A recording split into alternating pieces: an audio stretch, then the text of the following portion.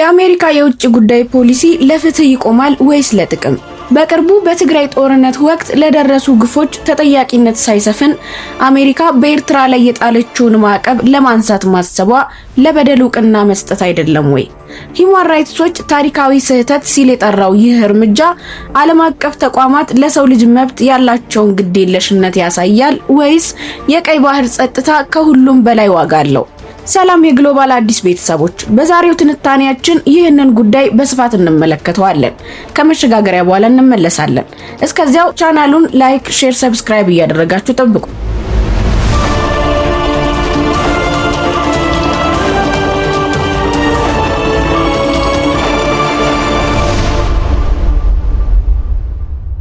ዛሬ በዓለም አቀፍ ደረጃ ትልቅ ጥያቄ እየተነሳ ነው። ለሶስት አስርተ ዓመታት ገለልተኛ የነበረችው ኤርትራ ማዕቀቧ ተነስቶላት ወደ ዓለም አቀፉ ማህበረሰብ ብትቀላቀል ይህ ለአፍሪካ ቀንድ የተረጋጋ ሰላም ያመጣል ወይስ የጦርነት ነዳጅ ይጨምራል? አሜሪካና አጋሮቿ ኤርትራን ዳግም ለማቀፍ የሚፈልጉት ለምንድን ነው? ከሰብአዊ መብት ተሟጋቾች የሚሰማው ብርቱ ማስጠንቀቂያስ ምን መሰረት አለው?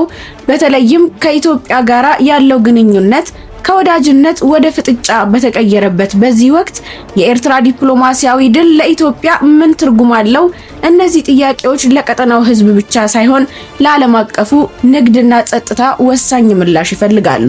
ኤርትራ በዓለም ላይ በብዛት ማዕቀብ ከተጣለባቸው ሀገራት አንዷ ናት። ለዓመታት የተጣሉባት ማዕቀቦች ከታጠቀ የድንበር ግጭት ጀምሮ በሶማሊያ አልሸባብን ትደግፋለች እስከሚል ውንጀላ ይደርሳሉ። ነገር ግን በቅርቡ ዓለም አቀፋዊው የፖለቲካ አሰላለፍ እየተቀየረ ነው።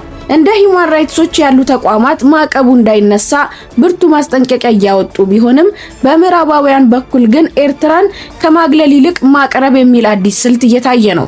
ይህ ለውጥ የመጣው ዓለም አቀፍ የንግድ መስመር በሆነው ቀይ ባህር ላይ ያለው ውጥረት በጨመረበት ወቅት መሆኑ ደግሞ ነገሩን ይበልጥ ውስብስብ ያደርገዋል።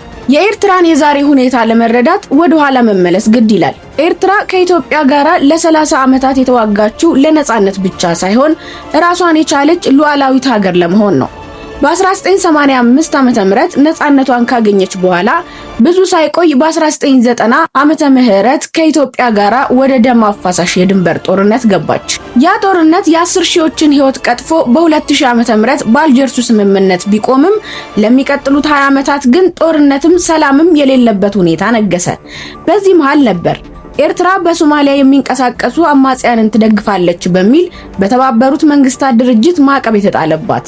እንደ አውሮፓውያን አቆጣጠር በ2018 ከኢትዮጵያ ጋር የተደረገው ታሪካዊ የሰላም ስምምነት ያንን ማዕቀብ ቢያስነሳም ብዙ ሳይቆይ በ2020 የትግራይ ጦርነት ፈነዳ። ኤርትራ በጦርነቱ ውስጥ መሳተፏን ተከትሎ አሜሪካ በኤርትራ መከላከያ ሰራዊትና በባለስልጣናት ላይ አዳዲስ ማዕቀቦችን ጣለች። ዛሬ ላይ የምንወያይበት ማዕቀብ ይነሳ ጥያቄ የመነጨው ከዚሁ ከቅርቡ የትግራይ ጦርነት ጋር ተያይዞ የተጣለው ማዕቀብ ነው። አሜሪካ ኤርትራን ዳግም ለማቅረብ የምታስበው ስለወደደቻት አይደለም። ይልቁንም ቀይ ባህር ላይ ያለው የጸጥታ ቀውስ አስገድዷታል።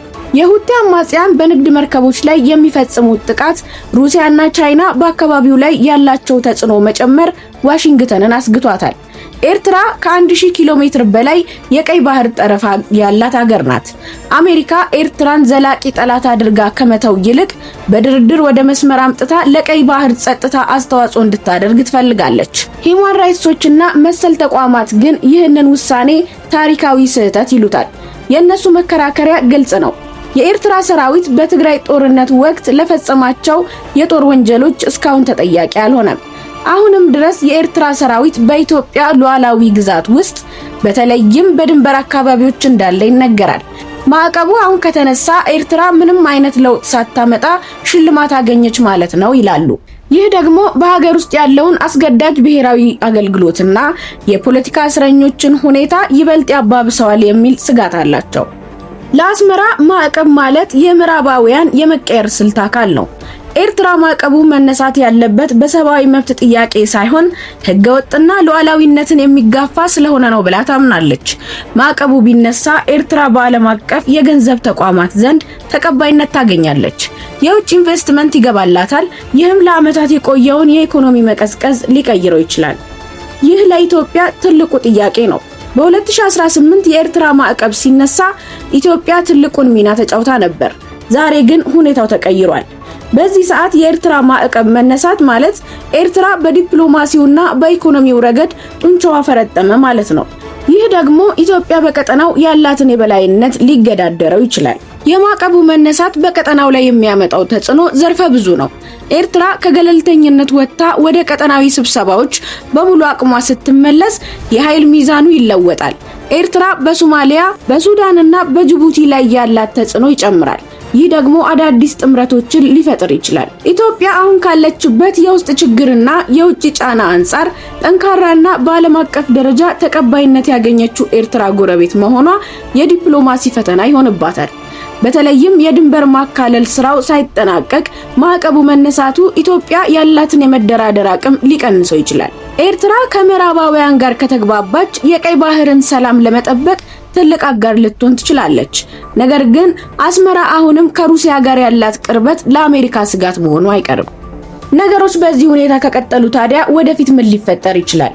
ማዕቀቡ ተነስቶ ኤርትራ ከኢትዮጵያና ከሌሎች ጎረቤቶቿ ጋር በኢኮኖሚ የምትተሳሰርበት ሁኔታ ሊፈጠር ይችላል።